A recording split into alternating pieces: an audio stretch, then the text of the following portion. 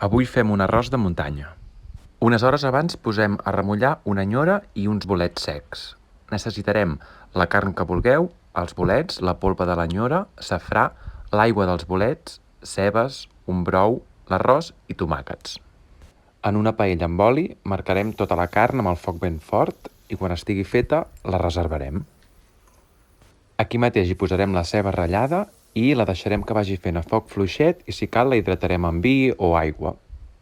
Quan tenim la ceba feta hi afegim els bolets i la polpa de la nyora.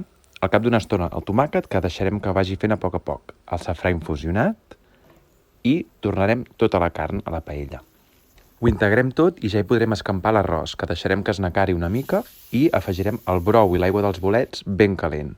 Escampem l'arròs i el tindrem 10 minuts a foc ben fort i 3 o 4 a foc fluix. Al final el podem tapar amb un drap perquè acabi d'absorbir la humitat. I ja el tenim. Bon profit!